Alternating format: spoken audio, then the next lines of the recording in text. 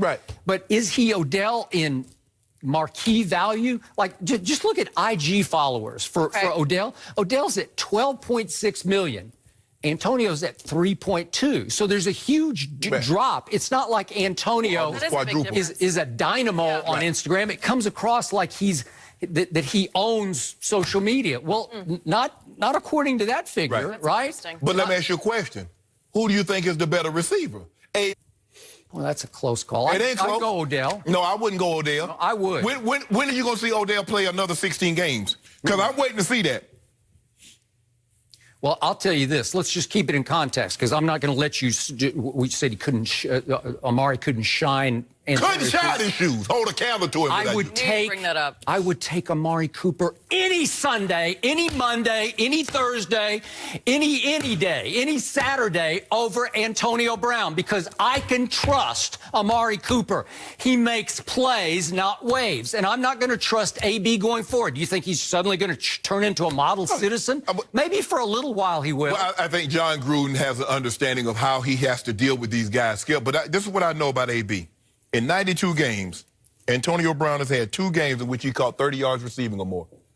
Amari Cooper got 19 of those in 52 games. Yeah, but what happened? Amari Cooper came right out of the chute as the 4th overall pick, and he makes boom, boom, back-to-back Pro Bowls. And then who took over as coach?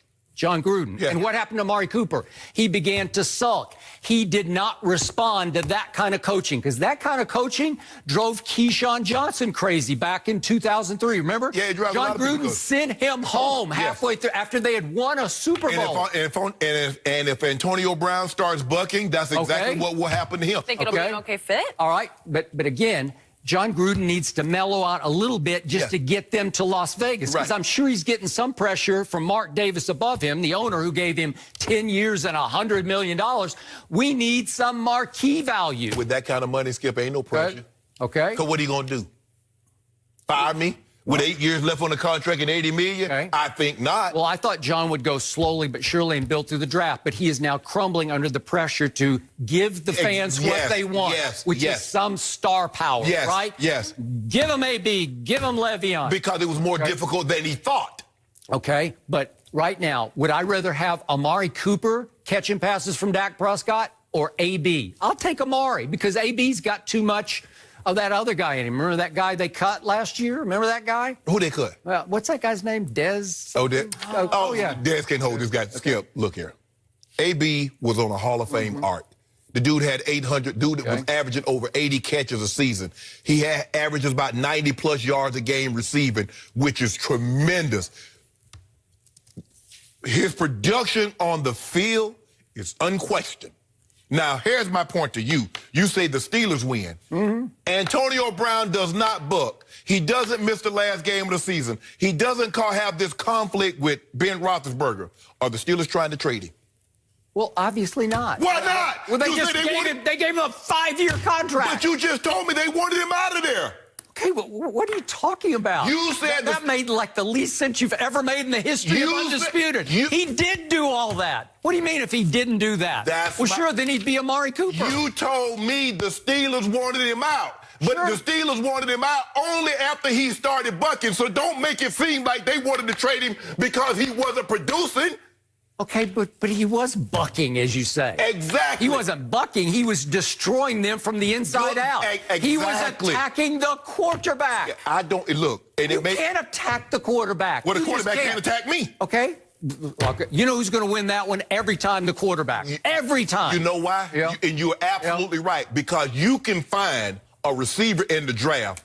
Finding a franchise quarterback, I believe Ben Roethlisberger is a top 5 quarterback. Skip, no matter what you think of his leadership skills, no matter what you think he's done off the field, his play on the field, I believe he's a top 5 quarterback. He is. Those guys don't grow on trees. Okay. The Dolphins are still trying to find a Dan Marino. They are. There are a lot of teams that's trying to replace. Jim Kelly retired in '97. You tell me Buffalo's found another Jim Kelly. Okay. They haven't. Those guys don't grow on trees. Okay, so wait a minute. Is Ben still a Steeler? Yes. Yes. Okay, so they're okay. I'm not saying... They missed the playoff with Ben last year, too, though. Okay, but they missed the plus because they decided that the wave maker in the locker room was Antonio Brown. We got to get him out of here. Okay, so addition by subtraction. Guess who the pressure's on now, though, Skip?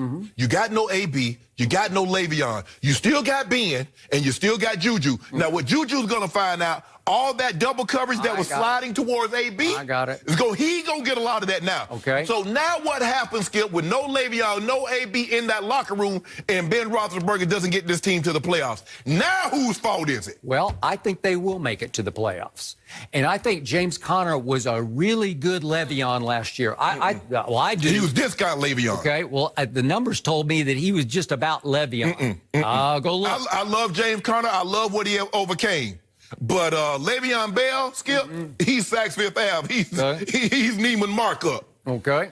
All right. That ain't no Ross. That ain't no Marshalls, Skip. That ain't no discount. Well, you got to pay for that. I liked him. Pay the man. And how about that kid, Jalen Samuels? Remember what he did against the Patriots that day? He went 19 times for 142 yards. So he looked like that 1-2 punch was pretty impressive. Well, then why were they thinking about putting the transition tag on Le'Veon? You got all that. You got James Conner. You got all these guys. Why would you Why would you even put the franchise tag on Le'Veon? Why would you want him back when you got that? Did they? They franchised him last year. They let him go. You know why? Because they couldn't afford to put the tag on him. You know that. I know that. Okay, but do they like Juju? They love Juju. How about James Washington? I watched him play a whole lot in college, and I loved him at Oklahoma State. And he struggled last year, and he got on the wrong page with Ben a couple times. Yeah. But now it's time for him to rise and shine. Now it'll be different. He's going to have to take a big step. Did you like Vance McDonald last year? Yeah. I really liked him. Yeah, I don't know. Excuse me, I like their tight ends. You like their offensive line? I love their offensive line. Very good. You know? I liked them last year. And was that offensive line there last year? Yeah. Okay, what happened? Would you believe that their defense tied for first in sacks last year? That's pretty good. So let me get this straight. You have a defense that tied for first in sacks. Yep. They were a top 5 statistically a defense. They were. You had Big Ben, who's a top 5 quarterback. You had James Conner. You had James Washington. You had Emmanuel. And you allowed one man to keep you out of the playoffs. Well, it happens. He's a force of nature on the internet. I just can't figure that out, Skip. Okay. One man can do all that. All right. Well, he did. Man. A 6th-round draft pick out of Central Michigan. Yes. Yep. Who ran 4.47. 4.57. I thought it was 4.47. You sure he ran that fast? I don't think he ran that fast. I don't know. Maybe I. But okay, he might be. I believe he's more quick than fast. Okay. Well, Amari ran 4.42. So I'll take big and fast. I'll take bigger and faster. But what does the numbers say? You know? I don't really care about the numbers. I know what the numbers said when Amari got to Dallas last year. The number I took to the bank was 7-2 because that's the role they gave him on, and that counted that debacle on his first night against Tennessee. And he still, even with those numbers, he had a tremendous season once he got there. He still. His best, absolute best season. Can't touch Antonio Brown's in the last 6 seasons' worst season. That's what Amari Cooper cannot do. And how many championships did Pittsburgh win? And how many has, first of all, how many have the Cowboys won? Well, the Cowboys went and won a playoff game, which is something the Steelers didn't do this year, So they're hanging a banner? I want to make sure I'm going to Jerry where I like to do a show there because I want to see the banner they hung for Jerry winning the playoff already game. commissioned the banner. It's being Exactly. They're sewing it right now. Putting it together. But here's the thing, Skip. I believe John Gruden. Look, John Gruden was my brother's position coach in Denver. I mean, not Denver, in Green Bay. Yeah. Okay. My brother swears by him, Skip. But he also understands that when you're dealing with these guys, and Antonio Brown, my brother was a number 1. Jerry was a number 1. You give them the ball early, and then you have them for the majority of the game. Another one of LeBron, AB's criticism was Ben was going the first quarter with not giving him catches. Now, Skip, I know that's petty. To you and I, that's so petty. Bro, but you're still getting 15 targets a game. But John Gruden is not going to let that happen. John Gruden's going to make sure within that first 15, AB's going to get a ball thrown his way. Maybe 1, 2, or 3 thrown his way. Okay. He also understands that he needs to be on his best behavior because it's 50-50.